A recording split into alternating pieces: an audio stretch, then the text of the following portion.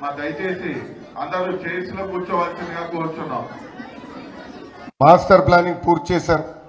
రోడ్లని major trunk infrastructure అంతా వేశారు.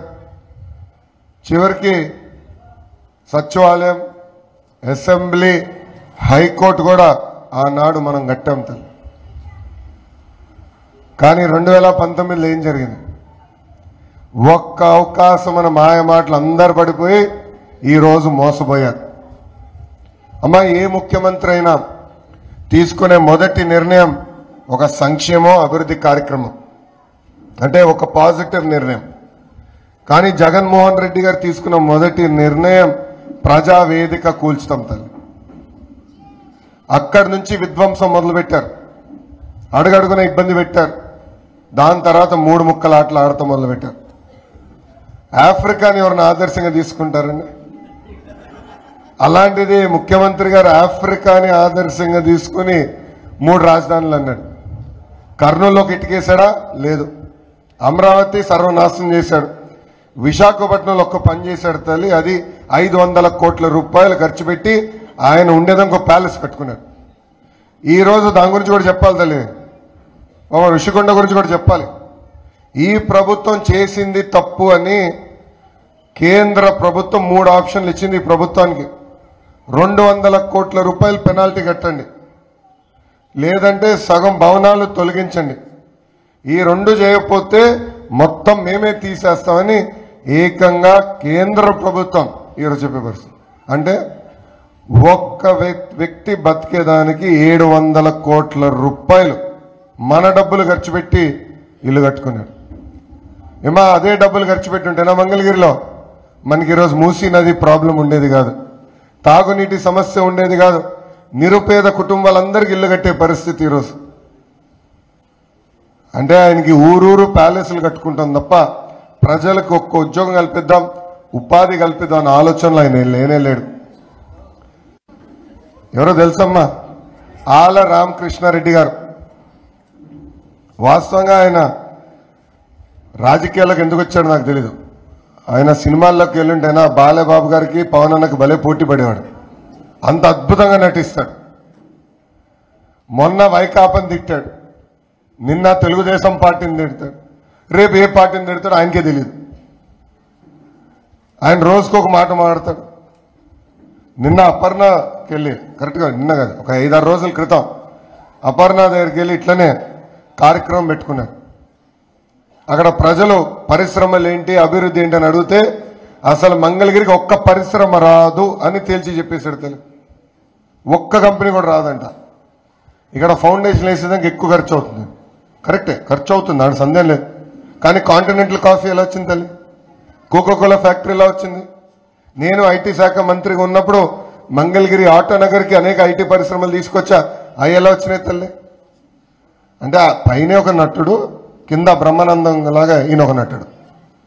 ఈరోజు అది పరిస్థితి. మంగళగిరి గారికి 10 సంవత్సరాలు, కాండ్రు కమల గారికి 5 సంవత్సరాలు అవకాశం, రామకృష్ణారెడ్డి గారికి 2 సార్లు, అంటే 10 సంవత్సరాలు అవకాశం ఇచ్చారు.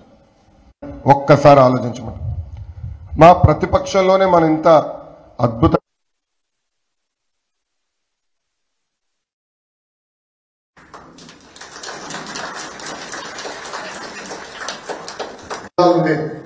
ఒక్కొక్క జిల్లాకు ఒక్కొక్క ప్రాధాన్యత ఇచ్చాం. అనంత మ్యానుఫ్యాక్చరింగ్ అని ఇట్లా ఒక్కొక్క జిల్లాకు ఒక్కొక్క ప్రాధాన్యత ఇచ్చాం. దాని చుట్టూ ఎకో సిస్టమ్ క్రియేట్ వస్తుంది భారతదేశానికి అని 2016లోనే ఇలాన్ మస్క్ ని కలిసాం. టెస్లా స్పెల్లింగ్ కూడా తెలుస్తుంది. అలా ఉంది మన పరిస్థితి. గారు పదే బటన్ నొక్కినా అంటున్నాడు, నొక్కుతున్నాడు తల్లి. 2 బటన్లు, ఒకటి కాదు, ఒకటి బొలు. ఈ ప్రభుత్వ అధికారంలోకి వచ్చిన 9 సార్లు పెంచారు. బాబు లేపైనా, అంటే దామాషా లేపైనా కార్పొరేషన్ పేరుతో మన పైన రుద్దారు.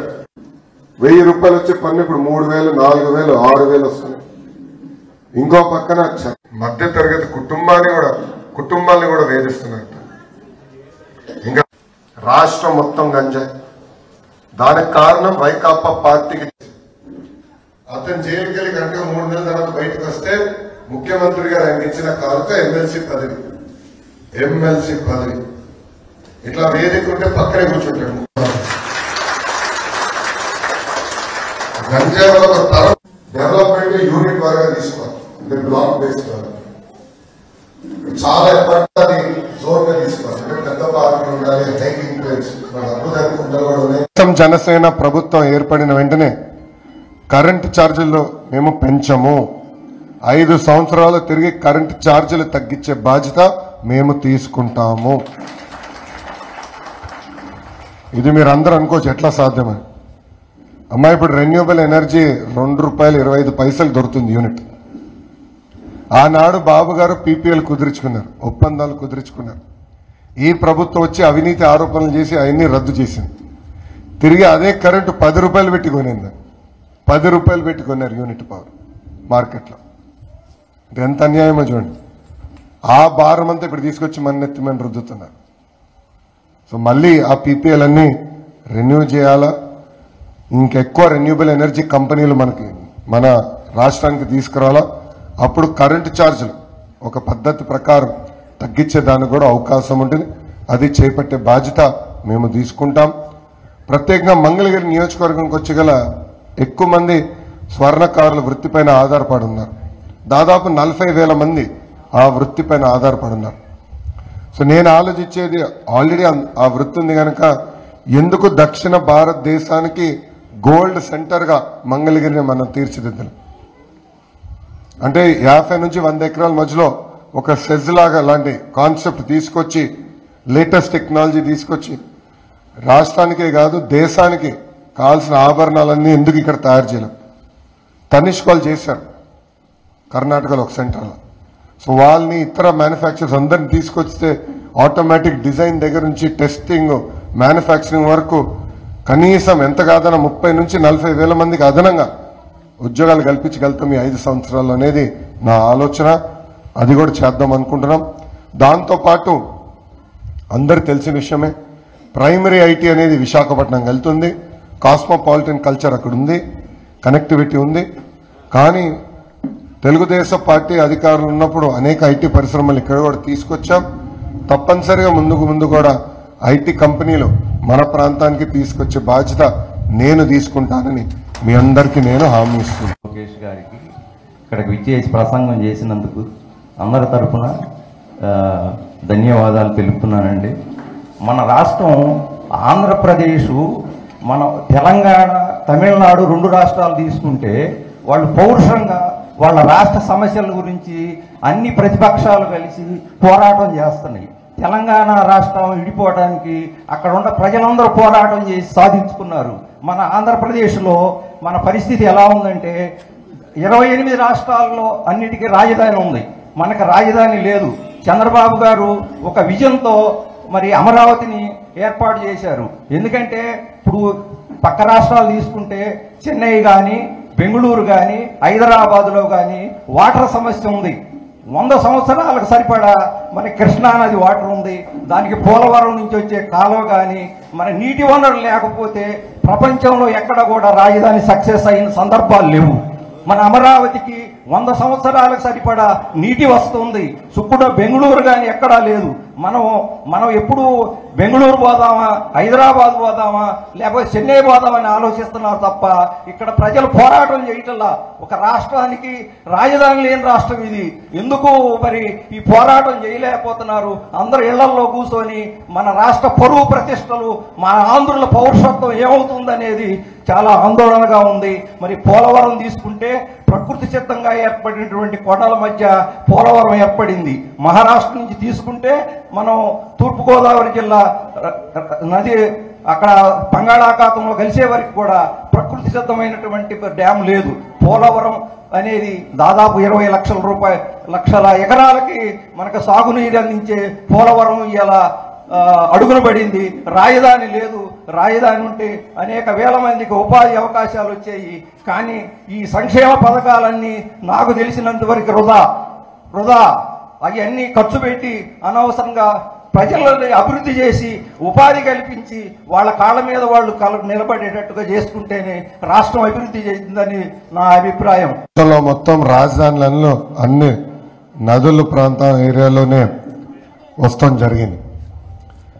అందుకే బాబు గారు చూసి ఇంకా ఆంధ్ర రాష్ట్రానికి రాజధాని అమరావతిగా ఉండాలి, అది కూడా కృష్ణా నది ఒడ్డున ఉంటే చాలా బాగుంటుందనే ఆలోచనతో పనులు ప్రారంభించారు. దాంతోపాటు పోలవరం పనులు పరిగెత్తించారు. 72% పనులు పూర్తి చేశాం. దాని తర్వాత 2019లో బెట్టింగ్ స్టార్ అనిల్ యాదవ్ మంత్రి వాగ్దానాలు చేశారు. నాకు తెలిసినంత వరకు 2021 కల్లా పోలవరం పూర్తి చేస్తా అన్నారు. దాని తర్వాత 22 అన్నారు, 23 అన్నారు. ఇప్పుడు ఎప్పుడు పూర్తవుతుందో వాళ్ళు చెప్పే పరిస్థితులు లేరు. రివర్స్ టెండరింగ్ అన్న పేరుతో పోలవరాన్ని నాశనం చేశారు. కాఫర్ డ్యామ్ దెబ్బతినింది, డయాఫ్రమ్ వాల్ దెబ్బతినింది. ఇప్పుడు ఎంత డ్యామేజ్ అయిందో ఎవరు తెలియని పరిస్థితులు ఉన్నాం. అంటే అనుభవం లేని వ్యక్తి ఒక్క అవకాశం అని అడిగినందుకు మన రాజ్యాధికారం అందించాం. ఈరోజు పోలవరం ప్రాజెక్ట్ని సర్వనాశనం చేశాం. ఆనాడు పట్టిసీమ దండగన్నాడు. ఈరోజు అదే పట్టిసీమ కృష్ణా గుంటూరు డెల్టాని కాపాడుతుంది. కావాలని మోటార్లు కూడా ఇలా చివరికి తప్పనిసరి పరిస్థితుల్లో ఆ మోటార్లు ఆన్ చేశాడు. పట్టిసీమ మోటార్ బాబు గారు ముందు చూపుతో పట్టిసీమ కట్టారు. పోలవరం ప్రాజెక్ట్ పనులు పరిగెత్తించారు. పోలవరం ప్రాజెక్ట్ కానీ అయి ఉంటే ఈరోజు గ్రావిటీ ద్వారా రాయలసీమ వరకు నీళ్ళు వచ్చేది, అటు విశాఖపట్నానికి కూడా నీళ్ళు తీసుకెళ్లే పరిస్థితి. ఆ ప్రాజెక్ట్ నాశనం చేశారు. ఇంకా సంక్షేమం అభివృద్ధి అనేది రెండు జోడెద్దుల బండి అండి. కేవలం ఒక్క దాంతోనే ఏ రాష్ట్రము ఏ దేశము నడవదు. రెండు బ్యాలెన్స్ చేయాల్సిన బాధ్యత ఉంది. తెలుగుదేశం ప్రభుత్వం అధికారంలో ఉన్నప్పుడు ఈ రెండు బ్యాలెన్స్ చేసి ముందలు తీసుకెళ్లారు. రేపు తెలుగుదేశం జనసేన ప్రభుత్వ అధికారంలోకి వచ్చిన వెంటనే ఈ రెండు కలిసికట్టుగా ముందలు తీసుకెళ్తాం. ఉద్యోగాలకి సంక్షేమానికి రెండు ప్రయారిటీ ఇచ్చే బాధ్యత మేము తీసుకుంటాం.